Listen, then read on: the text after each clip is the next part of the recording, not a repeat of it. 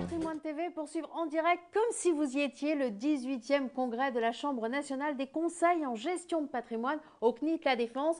Et on retrouve tout de suite sur place notre envoyé spécial Bogdan Koval. Bogdan, bonjour. Vous avez un nouvel invité. Bonjour Isor. Vous avez un nouvel invité, Pardon ? je vois que vous avez un nouvel invité. Oui. Oui, tout à fait. C'est Hervé Barthélémy qui est à la commission des gestions de cabinet. Et on va tout de suite l'interroger. Hervé, bonjour. Bonjour Bogdan. Vous allez bien ? Ça va bien. La commission des gestions de cabinet, c'est quoi ? Alors la commission gestion cabinet s'est occupée de plusieurs chantiers. Le premier terminé était de préparer la comment dire je sais plus préparer. C'est important comme métier quand même. Vous avez une fonction importante, la gestion des cabinets, ça. Ça consiste en quoi, en deux mots ? Vous faites quoi concrètement ? Alors concrètement, on vient de terminer ce qu'on appelle le kit de survie du cabinet, qui est de proposer à nos adhérents sur le site prochainement en ligne des documents de manière à préparer des situations de crise en amont, de manière à ce que, je dirais, les problèmes qu'on peut avoir, comme le décès ou l'incapacité du dirigeant, ne soient à l'avenir plus un problème pour nos cabinets. En cas de décès, alors justement, comment ça se passe ? Vous avez eu combien de cas en 2013-2014 ? Alors depuis 2 ans du moins, on a eu à peu près 4 cas. 4 cas, certains qui se sont bien solutionnés, d'autres moins. Et donc c'est une situation qui est effectivement très importante. Et qu'est-ce qui se passe dans ces cas-là ? Alors, qu'est-ce qui se passe ? Il y a plusieurs cas. Lorsqu'on est dans une société, je dirais normalement, les associés doivent se réunir en assemblée générale pour nommer un gérant temporaire. Le problème, c'est que des fois, les associés n'ont pas la possibilité de se réunir, surtout quand il y a des mineurs. Ça, je dirais, c'est on va dire un moindre mal, puisqu'on peut avoir un gérant temporaire qui sera également SIF. C'est un peu la panique là, dans ces cas-là, non ? Surtout si le CGP décède, qu'est-ce qui se passe ? Ça doit être la panique à bord, non ? On vous appelle et vous, qu'est-ce que vous faites ? Tout à fait, on nous appelle et on essaye de gérer cette crise. Et il y a plus grave en même temps que lorsque c'est en société. Le plus grave, c'est quand c'est une entreprise individuelle. Donc là, pas une société, mais un exercice entrepreneur individuel, parce qu'on a la personnalité de l'entreprise qui disparaît avec également son dirigeant. Donc là, il y a décodification, plus d'ORIAS, plus d'RC, le cabinet n'existe plus. Donc il faut réagir, je dirais, rapidement, mais surtout réagir avant et peut-être prendre des solutions avant pour que ce genre de choses n'arrive pas. Et ça, vous l'expliquez à tous les CGP lors des commissions que vous avez ? Vous leur expliquez tout ça, au cas où il y aurait un pépin, ce qu'ils doivent faire, ce que les familles doivent faire, les proches doivent faire ? Voilà, c'est le but effectivement du kit de survie, c'est d'avoir les documents sur le site pour pouvoir anticiper toutes ces problématiques, aussi bien même pour l'incapacité totale, hein, temporaire mais totale, pour pouvoir faire en sorte que le cabinet continue à vivre normalement et ne soit pas en déshérence. On va parler de choses un petit peu plus gaies maintenant. J'imagine que vous avez d'autres choses très importantes dont vous vous occupez au niveau de cette commission. Oui, il y a également des choses plus joyeuses, on va dire, qui sont chantier qui vient d'être terminé aussi, du moins en 2014.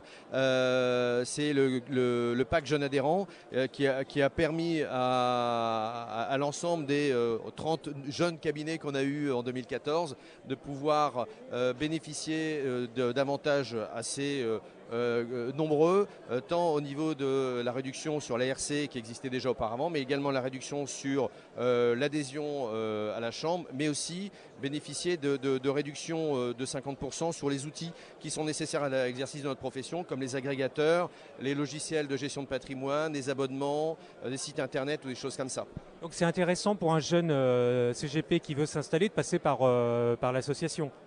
Ah oui, c'est plus intéressant effectivement pour lui puisqu'il bénéficie donc des avantages économiques immédiats et en même temps bénéficie également d'un parrainage en région puisque à son entrée dans l'association en région, le président doit lui présenter un parrain et le jeune va être accompagné dans le.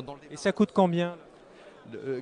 Quoi donc? Bah, l'adhésion, si j'étais CGP, je vais adhérer à la CIP, à la Chambre nationale maintenant. Alors c'est une bonne question parce que je ne suis pas à l'admission et donc je n'ai pas les chiffres par cœur, mais je crois que avec la réduction de 50%, on doit être... je pense que je vais dire des bêtises. On va vérifier, en tout cas on aura l'information. Vous avez eu combien de nouveaux adhérents en 2014? Alors on a eu 30 jeunes installés en 2014. Vous m'avez parlé des parrainages en région, c'est quoi ça? Alors le parrainage permet aux jeunes installés d'avoir un référent à qui poser des questions que tout jeune CGP. C'est un facilitateur en fait. Voilà, c'est un facilitateur. Hervé, merci beaucoup. C'était un plaisir de vous avoir en direct du congrès de la Chambre aujourd'hui. Bon courage pour la journée parce que j'ai l'impression que ça va être long. Elle va être longue, effectivement. Merci Bogdan, à bientôt. Voilà, Isor, ce qu'on pouvait dire, c'était Hervé Barthélémy. Et Hervé est le président de la commission de la gestion des cabinets. Alors Bogdan, dites-moi, tout à l'heure, vous me disiez qu'il y avait beaucoup de monde dans ce salon. Vous avez croisé aussi beaucoup d'assets? Alors oui, il y a 84 assets présents, les stands sont très beaux, ils sont très bien achalandés et il y a beaucoup d'animations. Et alors c'est vrai, c'était la grosse réflexion des asset managers parce que souvent ils se demandent si les gens seront là. Et en l'occurrence, j'ai l'impression que cette année les gens sont là, les CGP, j'entends bien parce que c'est un congrès professionnel. Et je crois que les asset managers, on fera un premier point à midi, mais en tout cas je pense que pour l'instant ça se passe très bien parce que les gens sont souriants et ça c'est un indicateur important. Justement, quel est l'intérêt pour un asset finalement d'être présent sur ce salon? C'est ce qu'on va voir tout de suite avec Christian Biteau, président de CBT Gestion.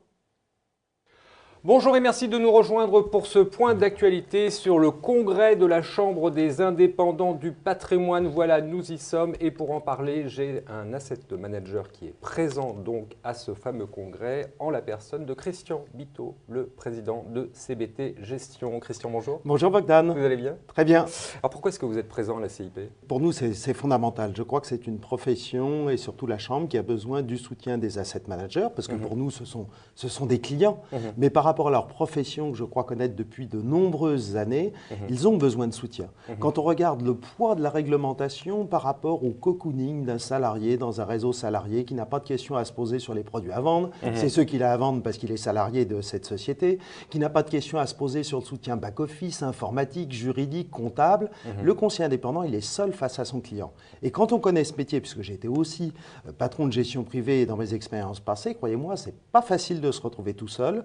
Donc c'est bien qu'il y ait des dates de temps à autre dans l'année où on montre par notre présence, parce que ça prend du temps, parce que ça coûte de l'argent, qu'on est à côté d'eux, qu'on est à leur écoute et qu'on met aussi notre affiche derrière eux pour soutenir cette profession. Alors justement, qu'est-ce que vous faites à ce fameux congrès? Ça se tient le 24 mars, je le rappelle. Le 24 mars, vous avez un stand. Oui. Qu'est-ce que vous allez faire? C'est du relationnel? C'est du commercial? Principalement sur cette opération avec la Chambre, c'est du relationnel. Du commercial sur juste quelques heures pendant une journée, non, ce n'est pas véritablement l'objectif, même si on mettra en avant notre prix de l'innovation, le produit que nous fabriquons avec Montpensier Finance, BBMV Flex. On fera un peu de pub sur les produits, bien sûr, mais avant tout, c'est leur montrer qu'on est là. Le 24, qu'est-ce que vous faites concrètement? Eh ben, le 24, on est là, on leur serre la main, on fait du relationnel, c'est vraiment le principe. Vous les connaissez quand même, vous n'avez quand même pas besoin d'une date le 24 mars pour sont-ils maintenant 2600, 2800, je ne sais pas quelle est la dernière statistique de la Chambre, mais enfin bon, serrer la main, c'est tout de même pratique aussi. Ça, c'est l'objet de tous les congrès, c'est que ça concentre une présence. Et pour nous, c'est tout de même assez efficace de réussir à voir tout le monde.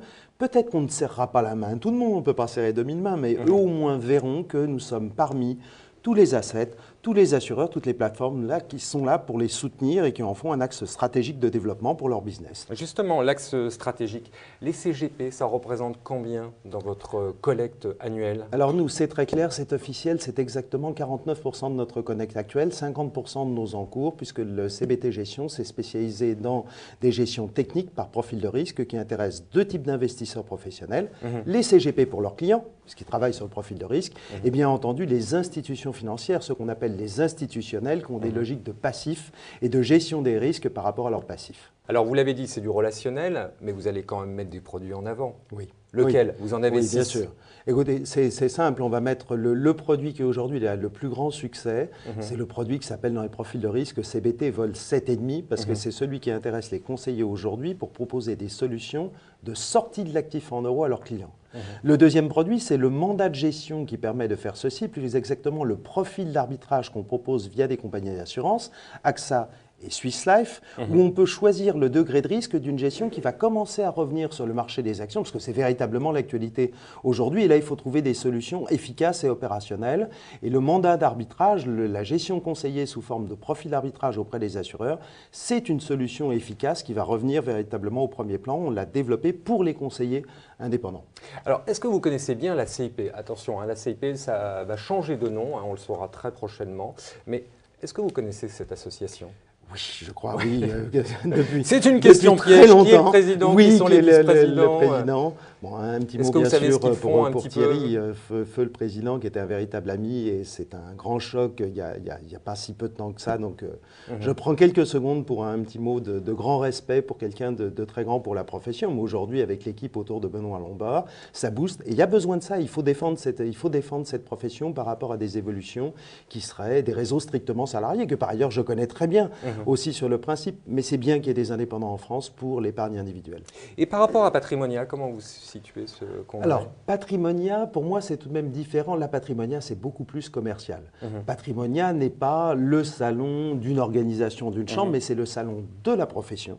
Il dure 2 jours, ce qui laisse beaucoup plus de temps pour organiser des réunions, des présentations, des ateliers, et aussi pour, sur le stand, avoir une activité commerciale, éventuellement faire des prises de rendez-vous. On sait aussi que les conseillers qui vont venir, à part ceux qui sont sur Lyon, vont vraiment venir. Ils ont 2 jours en dehors de leur région, de leur province ou de Paris. Et donc, ils sont là pour se renseigner sur toutes les nouveautés, sur tout le business.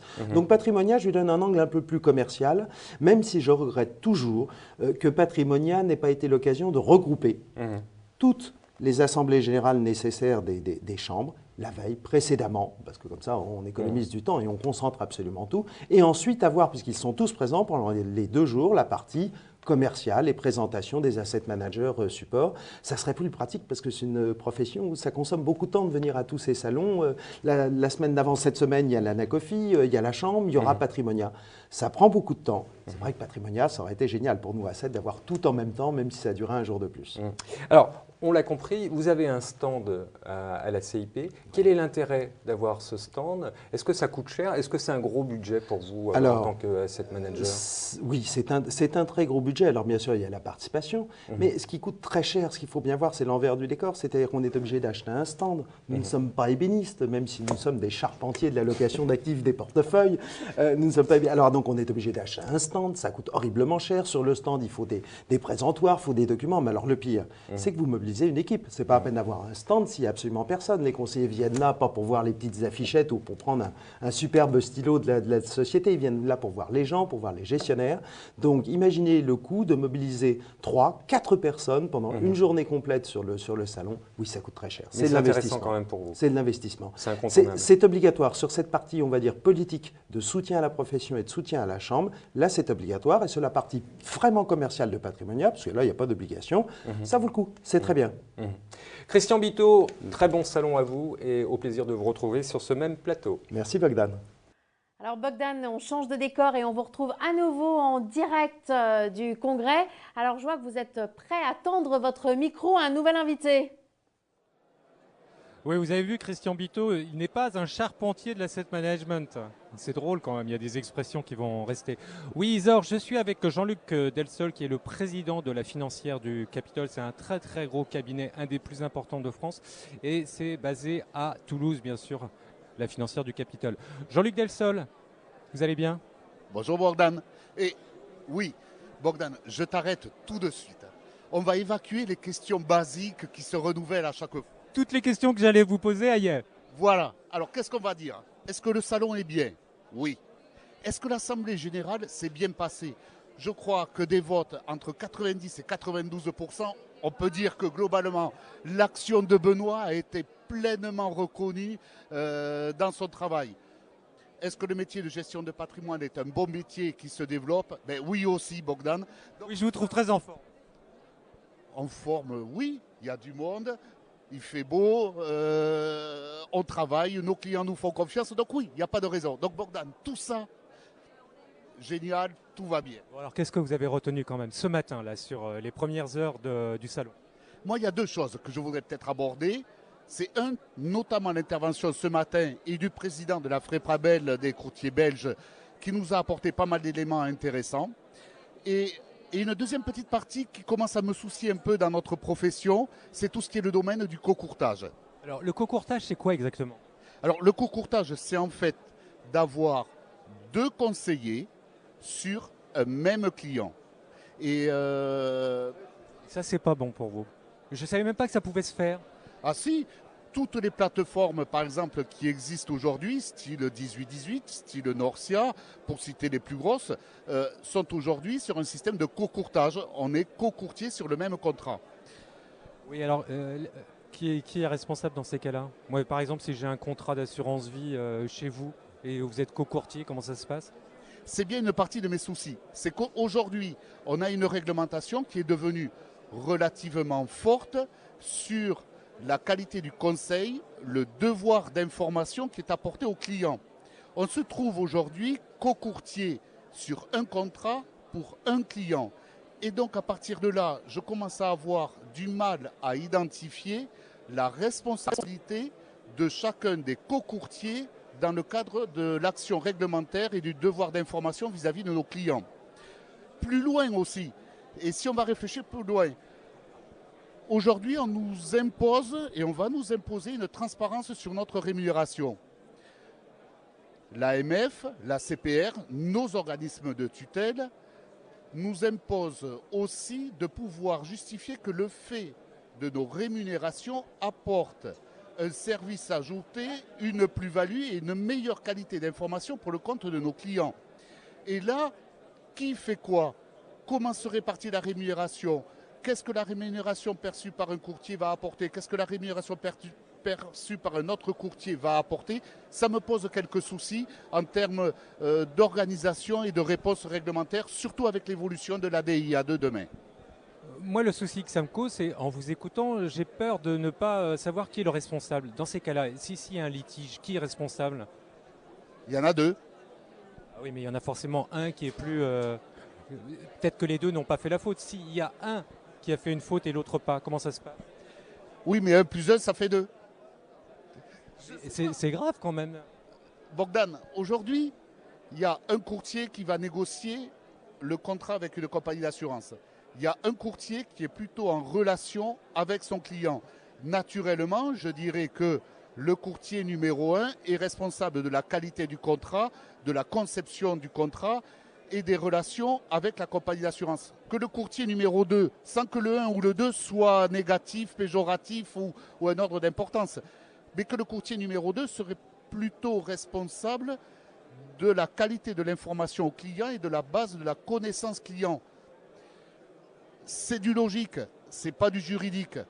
Le juridique, demain, si on a des gros problèmes sur 2 contrats, qui est-ce que le client va aller chercher sur l'action en responsabilité qu'il peut être amené à réaliser?